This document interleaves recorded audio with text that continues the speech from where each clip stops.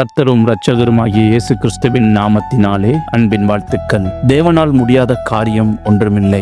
ஆனால் சில காரியங்கள் தேவனால் முடியாததாய் இருக்கிறது. அதை குறித்து இப்பொழுது காண்போம். நம்முடைய தேவனால் பாவம் செய்ய முடியாது. அது அவருடைய இயல்புக்கும் இயற்கையான குணத்திற்கும் மாறுபாடானது. அவரிடத்தில் பாவம் இல்லை. 1 யோவான் 3:5 பார்க்கின்றோம். அவர் பாவத்தை நியாயம் தீர்க்காமல் அதை காண முடியாது. அதனால்தான் அவர் தம்முடைய சொந்த குமாரனை இந்த பாவ உலகத்திற்கு அனுப்பி பாவத்திற்கு கிருபாதர பலியாக அவரை ஒப்புக் கொடுத்தார். இரண்டாவதாக, தேவன் ஒருவரையும் அவர்களுடைய விருப்பத்திற்கு மாறாக வற்புறுத்தி அவர்களை ரட்சிக்கிறவர் அல்ல. உலகத்தை ஆக்கினைக்குள்ளாக தீர்க்கும்படி தேவன் தம்முடைய குமாரனை உலகத்தில் அனுப்பாமல் அவராலே உலகம் ரட்சிக்கப்படுவதற்காகவே அவரை அனுப்பினார். அவரை விசுவாசிக்கிறவன் ஆக்கினைக்குள்ளாக தீர்க்கப்படான். தேவனுடைய ஒரே பேரான குமாரனுடைய நாமத்தில் விசுவாசம் உள்ளவனாய் இராதபடியினால் அவன் ஆக்கினை தீர்ப்புக்கு உட்பட்டாயிற்று என்று யோவான் 3:17-18 பார்க்கிறோம். நாம் கர்த்தருடைய சாயலில் உருவாக்கப்பட்டிருக்கிறபடியால் நமக்கு சிந்திக்கும் திறமை, சொந்தமாக சுய சித்தத்தில் முடிவெடுக்கும் உரிமைகளை கர்த்தர் ஒவ்வொருவருக்கும் கொடுத்துள்ளார். கர்த்தர் ஏற்றுக்கொள்ள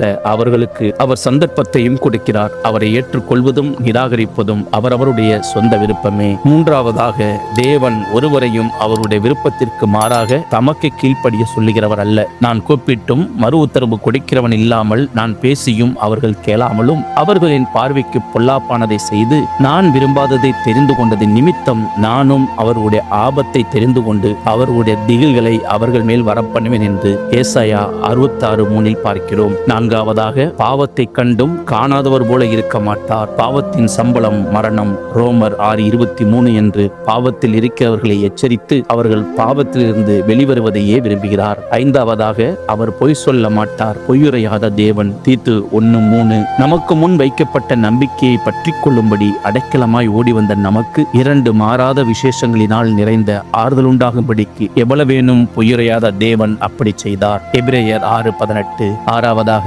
அவரால் மறிக்க முடியாது. அனாதி தேவனே உனக்கு அடைக்கலம். உபாகமம் 33:27. நீரோ மாறாதவராய் இருக்கிறீர். உமது ஆண்டுகள் முடிந்து போவதில்லை. சங்கீதம் 102:27. ஏழாவதாக, தேவன் தமது வார்த்தைக்கு மாறாக எதையும் செய்ய மாட்டார். உமது பரிசுத்த ஆலயத்திற்கு நேராக நான் பணிந்து உமது கிருபை நிமித்தமும் உமது உண்மையின் நிமித்தமும் உமது நாமத்தை துதிப்பேன். உமது சகல பிரஸ்தாபத்தை பார்க்கிலும் உமது வார்த்தையை நீர் மகிமைப்படுத்தியிருக்கிறீர். சங்கீதம் 138:2. எட்டாவதாக, தேவன் ஒருபோதும் தம்முடைய குணாதிசயங்களில் இருந்தும் தமது பரிசுத்தத்தில் இருந்தும் பரிபூரணத்திலிருந்தும் மாறவே மாட்டார். நான் கர்த்தர், நான் மாறாதவர். ஆகையால் யாக்கோபின் புத்திரராகிய நீங்கள் நிர்மூலமாகவில்லை. மல்கியா 3:6. ஒன்பதாவதாக, அவருடைய சித்தத்திற்கு மாறாக கேட்கப்படும் எந்த விண்ணப்பத்திற்கும் அவர் பதிலளிக்க மாட்டார். அந்தப்படியே ஆவியானவரும் நமது பலவீனங்களில் நமக்கு உதவி செய்கிறார். நாம் ஏற்றபடி வேண்டிக் கொள்ள வேண்டியது இன்னதென்று அறியாமல் இருக்கிறபடியால் ஆவியானவர் தாமே வாக்கு கடங்காத பெருமூச்சுகளோடு நமக்காக வேண்டுதல் செய்கிறார். ரோமர் 8:26. பத்தாவதாக,